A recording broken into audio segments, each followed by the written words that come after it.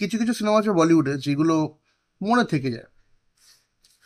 ঠিক আছে, অনেকে বলো যে তোমরা বলিউড ভালো সিনেমা বানায় না, বলিউড বলিউড ভালো সিনেমা বানায় না, বাট এইটা তোমরা চেক আউট করতে পারো। সিনেমাটার নাম হচ্ছে দ্য স্টোরি টেলার, যেটা ডিজনি প্লাস হটস্টারে রিলিজ হয়ে গেছে। Directed by Ananth Mahadevan. আমি স্ক্রিনে ছবিটা দেবো, তোমরা নিশ্চয়ই চিনতে পারবে, উনি এর আগে অনেক সিনেমা ডিরেক্ট করেছেন। তো চলো দেখে ফেলেছি, স্টোরি টেলারটা শুরু করে। এটা সত্যজিৎ রায়ের তারিণী খুঁড়ো নিয়ে গল্প, যেটা তোমরা ট্রেলার যারা দেখেছো তারা জানো অন্তত। তো এইটা একটা অ্যাকচুয়ালি পার্টিকুলারলি ছোট একটা বেস্ট গল্প, যেটা তারিণী খুঁড়ো গল্প বলে সামথিং কিছু একটা ইয়ে ছিল।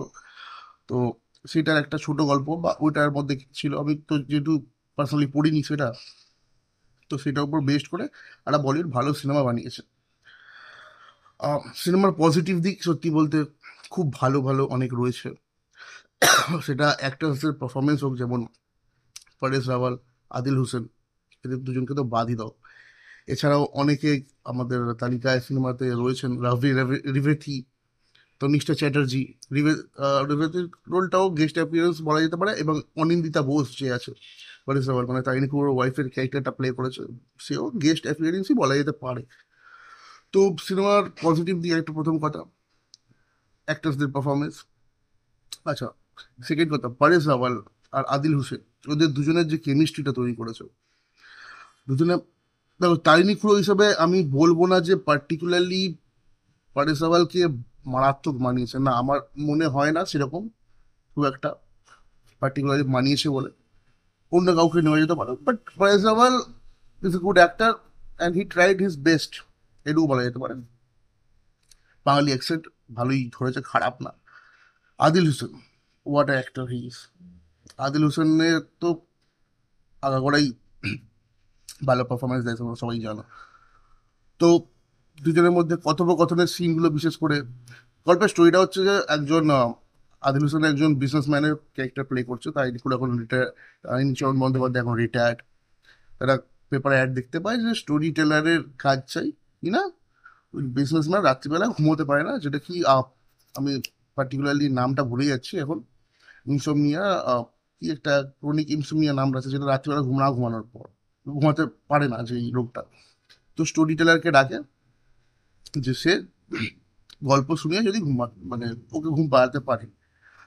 তো সেখানে তারিণী খুঁড়োর আবির্ভাব, চাকরিটা হয়, এবং ও একটার পর একটা গল্প কি বলতে থাকে। আদিল হোসেনের ক্যারেক্টারটা যার ওর ভালো লাগে, একজন গুজরাটি বিজনেসম্যানের ক্যারেক্টার প্লে করেছেন। তো তারপরে সেখানে পারেশ রাওয়ালের সাথে তার নিষ্ঠা চ্যাটার্জি, একজন মানে লাইব্রেরিতে আলাপ হয়, সেখান থেকে টাইম মানে সময় চলতে থাকে। একটা সময় দেখা যায় হঠাৎ করে একটা মানে গল্পের বই ছাপা হয়, সেখানে তার দিনগুলো দেখতে পায়, পরেশ রাওয়াল দেখতে পায় যে তার গল্পগুলোই রয়েছে অন্যের নামে, কার নামে সেটা আর বলছি না, সেটা তোমরা গেস করে নিয়েছো। তো এরপর থেকে একটা মানে আলাদাভাবে চলতে থাকে স্টোরিটা। তো টুইস্ট অ্যান্ড টার্মস অনেক আছে লাস্টের দিকে গিয়ে, মানে কখন যে এটা একটা গল্প বলার একটা সিনেমা থেকে একটা সাসপেন্স তৈরি হয়ে যায়, সাসপেন্স জনরায় সিনেমায় পরিণত হয়, সেটা তোমরা সিনেমা দেখলেই বুঝতে পারবে। আর সেটাকে খুব ভালোভাবে পোট্রে করেছে আনন্দ মহাদেবন। তো ওভারঅল ভালো সিনেমা, তবে ফ্লস কি নেই, ফ্লস অবভিয়াসলি আছে। ফ্লসটা নিয়ে যদি এবার আমি ফ্লসের কথা বলার আগে আরেকটা বলতে চাই, যেগুলো পজিটিভ দিকে আমার সবথেকে বেশি গেছে ডায়লগস। ডায়লগসগুলো যখন দুজনে আদিল হোসেন আর ফয়সাল বসে কথা বলে, ওই ডায়লগসগুলো শোনার মানে একটা খুব বেশ ভালো, মানে উপভোগ করার মতো। বিশেষ করে একটা জায়গায় ডায়লগ আছে, তো ফয়সাল বলে যে he sells cotton, I spin yard, এরকম একটা কারেন্ট অফ আছে। আরেকটা আছে যে লক্ষ্মী सरस्वती को बोल रही है कि दुर्गा अच्छी है, এরকম সামথিং কিছু একটা ডায়লগ ছিল। এবার যদি খুব ভালো লিখেছে ডায়লগগুলো। এবার যদি নেগেটিভের দিকে আসি, ফ্লস আছে যেটা, প্রথম কথা তো এটা একটা সেই টাইমের উপর বেস্ট। প্রথম কথা, মিডলে দুর্গাপুজোর সিন থাকবে, তো সেখানে দুর্গাপুজোর সিনে আমরা দেখতে পাবো যে লোক ডিজিটাল ক্যামেরার ফোনে ফটো তুলছে। এটা একটা এত জিও স্টুডিওস একটা সিনেমা, এত বড় বড় সিনেমা তৈরি করছে এরা, এটা ফ্লস, এটা খুব বড় ফ্ল, খুবই বড় ফ্ল। আর ইভেন্ট সব থেকে বড় কথা, দুর্গাপুজো ফটো তুলছে তো ঠিক আছে, সেই টাইমে এত থিমের ঠাকুর হতো কি জানি না আমি, অতটা আমার আইডিয়া নেই।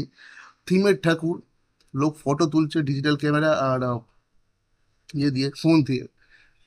সাথে দুর্গা ঠাকুরটা থিমের ঠাকুর, সেটাও এই রিসেন্ট 1 বছর না 2 বছর আগের ঠাকুর। এটা এইটা হচ্ছে সব থেকে বড় ফ্ল। আর কিছু কিছু জায়গায় সেট ডিজাইনিং জানি না কি ভেবে করেছিল, অনেক জায়গায় ফ্লস দেখতে পেয়েছে, সেটা বোঝা যাচ্ছে যে আজকের দিনে কোনো জায়গায় গিয়ে শ্যুট করা হয়েছে।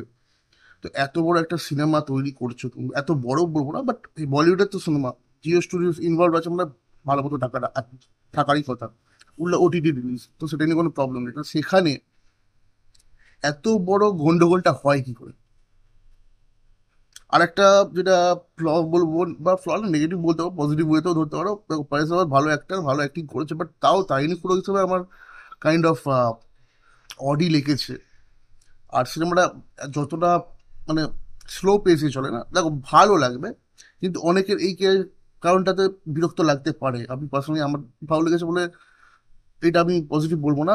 অনেকের বিরক্ত লাগতে পারে, অনেকটা টাইম ধরে স্লোলি, মানে পেজটা ফাস্ট নয়, স্লো ভাবে চলছে চলছে চলছে, লাস্টের দিকে গিয়ে অবভিয়াসলি বেটার, যে টুইস্ট আছে সেটা দেখুন ধরতে পারবে না, বাট অনেকটা টাইম নিয়ে চলে, তো যার জন্য এটা আমার কাছে গন্ডগোল লেগেছে। আদারওয়াইজ তোমরা চেক আউট করতে পারো সিনেমাটা, ওয়েল রেকমেন্ডেড, ভালো হয়েছে যথেষ্ট। Storyteller, Disney plus Hotstar release হয়েছে। যারা নতুন আছো চ্যানেলটাকে সাবস্ক্রাইব করে দাও, বেল আইকনটাকে প্রেস করে দাও, আর নতুন হলে কমেন্ট সেকশনে জানাও কেমন লাগবে, যারা দেখে ফেলেছো। নতুন হলে চ্যানেলটাকে সাবস্ক্রাইব করে দাও, শেয়ার করো, লাইক করো। দেখা হচ্ছে খুব তাড়াতাড়ি একটা নতুন ভিডিও নিয়ে। আসছে আরও কিছু নতুন সিনেমার রিভিউ আসছে, বাট একটু টাইমের অভাবে হচ্ছে। দেখা হচ্ছে খুব